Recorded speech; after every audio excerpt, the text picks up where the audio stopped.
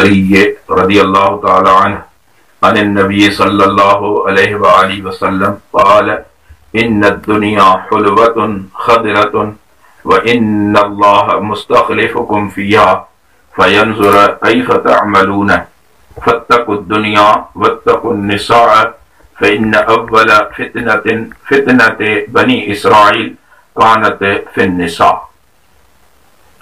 حضرت سیدنا ابو سعید خدری رضی اللہ تعالیٰ عنہ فرماتے ہیں کہ رسول اللہ صلی اللہ علیہ وآلہ وسلم نے ارشاد فرمایا ان الدنیا حلوۃ خضرۃ، بے شک دنیا میٹھی ہے اور سرسبز ہے یعنی خوبصورت ہے، وَإِنَّ اللَّهَ مُسْتَخْلِفُكُمْ فِيهَا، اور اللہ رب العزت نے خلیفہ بنایا ہے، نائب بنایا ہے اس میں تمہیں، فَيَنْظُرْ كَيْفَ تَعْمَلُونَ، پھر تم دیکھو کہ کیا عمل کرتے ہو یا کس طرح عمل کرتے ہو، فَاتَّقُوا الدُّنْيَا، بچتے رہو دنیا سے، وَاتَّقُوا النِّسَاء، اور بچتے رہو عورتوں سے، فَإِنَّ أَوَّلَ فِتْنَةِ بنی اسرائیل کانت فی النساء، بے شک جو پہلا فتنہ بنی اسرائیل میں تھا وہ عورتوں کا فتنہ تھا۔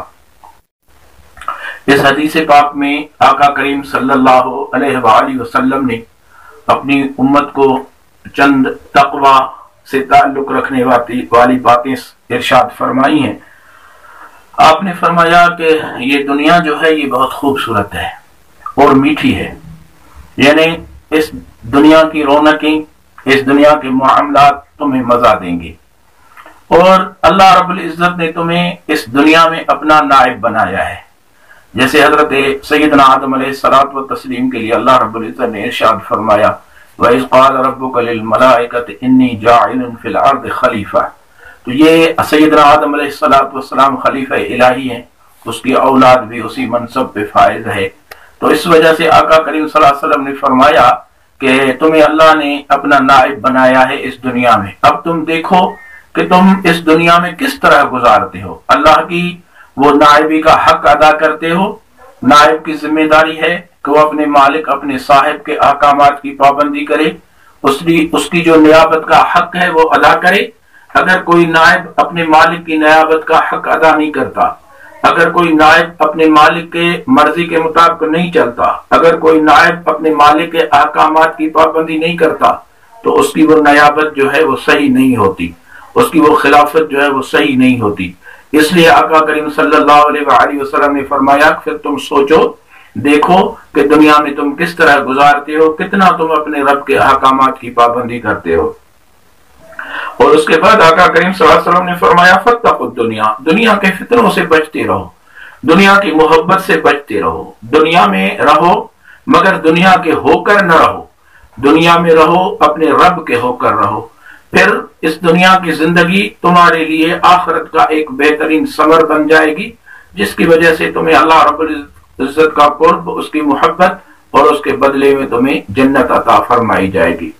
پھر اس کے بعد آقا کریم صلی اللہ علیہ وسلم نے فرمایا واتقوا النساء، اور عورتوں سے بچو، عورتوں کے فتنوں سے بچو، ان اسباب سے بچو جو ان فتنوں میں مبتلا کر دیتے ہیں۔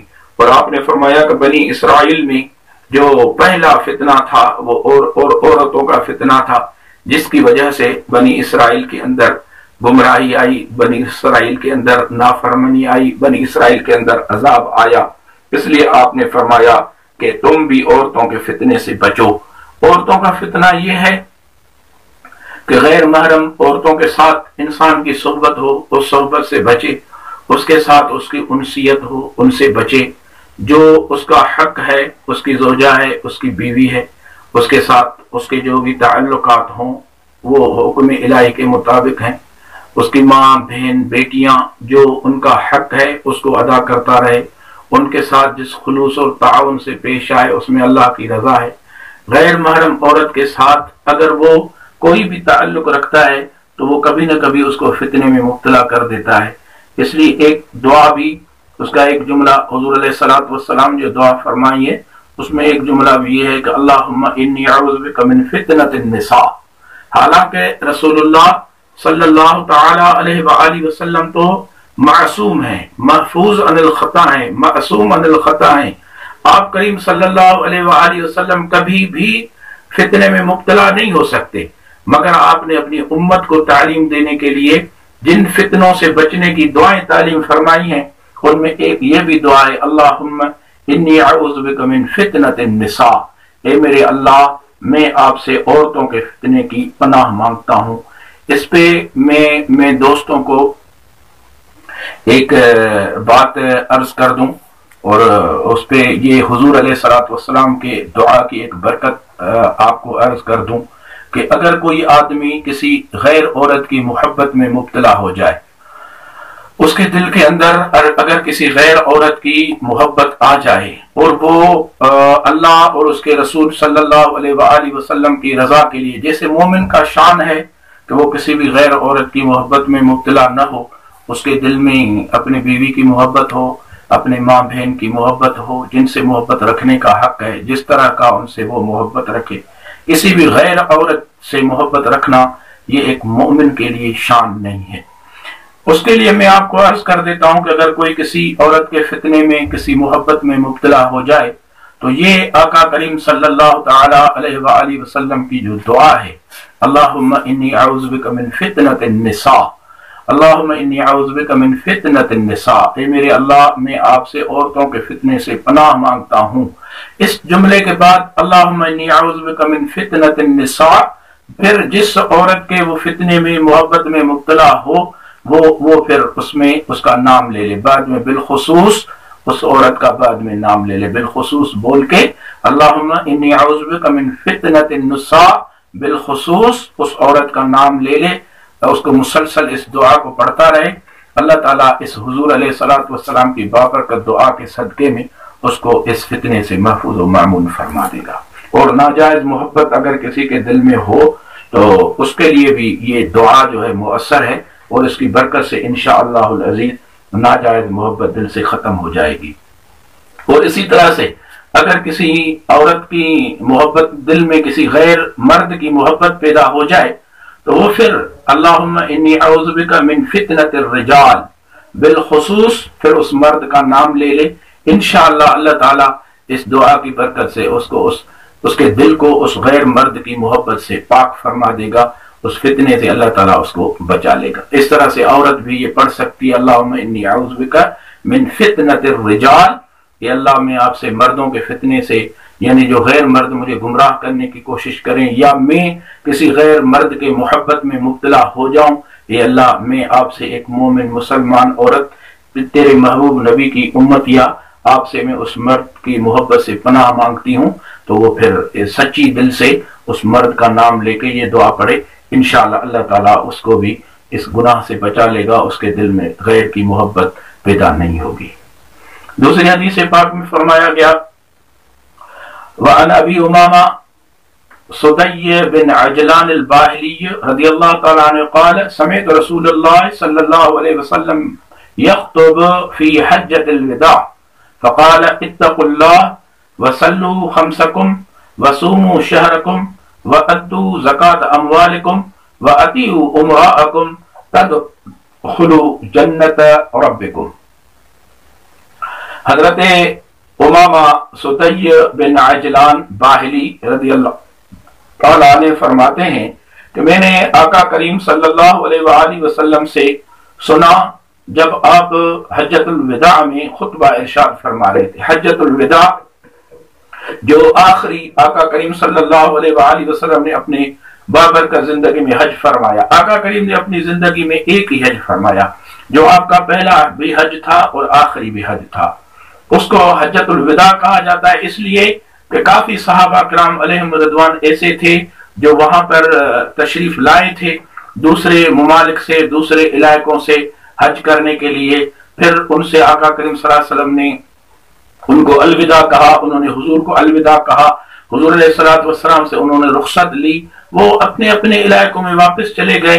پھر حضور کی ظاہری زندگی میں کافی ایسے تھے دوسرے علاقوں کے رہنے والے جو حضور علیہ الصلوۃ والسلام سے مل نہ سکے، ان کو پھر حضور کی ظاہری زندگی میں حضور علیہ الصلوۃ والسلام کی زیارت کا شرف نہ ہوا، اس لیے وہاں پر الوداع ہوئی صحابہ کرام کی حضور سے، حضور کی صحابہ کرام علیہم رضوان سے، اس لیے اس کو حجۃ الوداع کہا جاتا ہے۔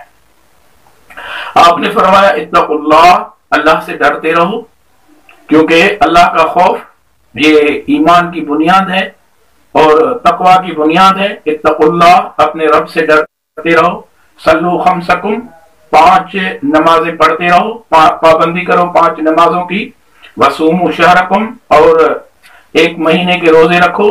وَأَدُّوا زَکَاةَ أَمْوَالِكُمْ، اور اپنے اموال کی زکوٰۃ کو ادا کرو۔ وَأَطِیعُوا أُمَرَاءَکُمْ، اور اپنے امیروں کی اطاعت کرو۔ تَدْخُلُوا جَنَّةَ رَبِّکُمْ، تم اپنے رب کی جنت میں داخل ہو جاؤ۔ اس حدیث پاک میں آقا کریم صلی اللہ علیہ وآلہ وسلم نے چند باتیں ہمیں سمجھائی ہیں۔ پہلی بات یہ ارشاد فرمائی کہ اللہ کا خوف کرو، کیونکہ یہ بنیاد تقوی ہے۔ خدا کا خوف تقوی کی بنیاد ہے۔ وَصَلُّوا خَمْسَکُمْ، اور 5 نمازیں پڑھو، کیونکہ یہ علامت ایمان ہے۔ الفرق بین الکفر والایمان الصلاۃ، کفر اور ایمان میں جو فرق کرنے والی چیز ہے وہ نماز ہے، اور نماز ہی مومن کی معراج ہے۔ نماز ہی اللہ رب العزت کے قرب کا ذریعہ ہے۔ آپ نے فرمایا 5 وقت یہ نماز پڑھتے رہو۔ وصوموا شہرکم، اور مہینہ رمضان المبارک کے روزے رکھو۔ انشاءاللہ العزیز چند دنوں کے بعد رمضان المبارک کا بابرکت مہینہ شروع ہونے والا ہے۔ اللہ تعالیٰ اپنے حبیب لبیب علیہ الصلوۃ والتسلیم کے صدقے میں ہمیں اس ماہ مبارک کی قدر کرنے کی توفیق عطا فرمائے، اس ماہ مبارک کے روزے رکھنے کی توفیق عطا فرمائے۔ اس ماہ مبارک رمضان المبارک میں اللہ رب العزت ہماری عبادات کو اپنی بارگاہ میں قبول فرمائے۔ وَأَدُّوا زَکَاةَ أَمْوَالِکُمْ، اور اپنے اموال کی زکوٰۃ ادا کرو۔ جو صاحب نصاب ہے، جن کے اوپر زکوٰۃ واجب ہو جاتی ہے، ان کے لیے فرمایا گیا کہ تم زکوٰۃ کی پابندی کرو، اپنے اموال کی زکوٰۃ ادا کرو۔ کیوں کہ زکوٰۃ دینے والے کا خذ من اموالہم صدقۃ تطہرہم، اے میرے محبوب ان کے اموال سے ان سے زکوٰۃ لو۔ یہاں صدقۃ ان کی مراد زکوٰۃ ہے۔ زکوٰۃ لو اور ان کے اموال کو پاک کرو۔ زکوٰۃ دینے سے انسان کا مال بھی پاک ہوتا ہے، اور محبت مال سے اس کا دل بھی پاک ہوتا ہے۔ اور اصل فتنہ دل کے اندر پیدا ہوتا ہے جب مال کی محبت ہو تو آدمی اللہ کی راہ میں خرچ نہیں کرتا، غربا مساکین کی مدد نہیں کرتا، زکوٰۃ ادا نہیں کرتا، صدقہ ادا نہیں کرتا، خیرات نہیں کرتا۔ اس لیے جو بنیادی چیز ہے وہ یہ ہے کہ انسان کے دل میں مال کی محبت نہ ہو۔ جب زکوٰۃ ادا کر دی جاتی ہے اللہ کے حکم کے مطابق تو اللہ تعالیٰ اس بندے کے دل میں مال کی محبت کو پیدا نہیں فرماتا۔ وَأَطِیعُوا أُمَرَاءَکُمْ، اور جو تمہارے عمراء ہوں ان کی اطاعت کرو۔ اور اطاعت ان عمراء کی جو اللہ کی اطاعت کرے، جو اللہ اور اس کے رسول صلی اللہ علیہ وآلہ وسلم کی فرما برداری کرے۔ اگر کوئی حاکم، کوئی امیر ایسا حکم کرے جس میں خدا اور خدا کے رسول صلی اللہ علیہ وآلہ وسلم کی نافرمانی ہے تو کسی بھی مومن مسلمان پہ اس امیر کی اطاعت واجب نہیں ہے۔ امیر کی اطاعت واجب یہ ہے کہ وہ اللہ اور اس کے رسول کی نافرمانی نہ کرے۔ لا طاعت المخلوق فی معصیت الخالق، حضور علیہ الصلوۃ والسلام نے فرمایا کہ اللہ کی نافرمانی میں اللہ کے مخلوق کی اطاعت ہرگز نہیں کرنی۔ اللہ کی مخلوق کی اطاعت ان حکموں میں کرنی ہے جو اللہ کے احکامات کے مطابق ہوں۔ تو آپ نے فرمایا وَأَطِیعُوا أُمَرَاءَکُمْ، اپنے عمراء کی اطاعت کرو۔ تَدْخُلُوا جَنَّةَ رَبِّکُمْ، اپنے رب کی جنت میں داخل ہو جاؤ۔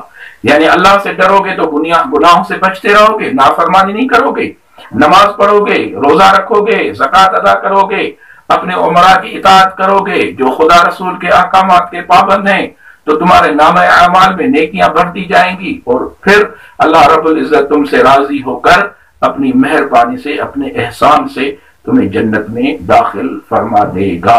وما علینا الا البلاغ وآخر دعوانا ان الحمد للہ رب العالمین۔ اللہ رب العزت ہمیں عمل کرنے کی توفیق عطا فرمائے۔ اللہم صلی علی سیدنا و نبینا محمد۔ اللہم یا رب کریمی و رسول تو کریم، صد شکر کے ہستے میان تو کریم۔ اللہم اعنا علی ذکرک و شکرک و حسن عبادتک۔ اللہم انی اسألک حبک و حب حبیبک وحب من يحبك وحب عمل يقربني إلى حبك صلی اللہ تعالی علی خیر خلق سیدنا و نبینا محمد وآلہ وبارک۔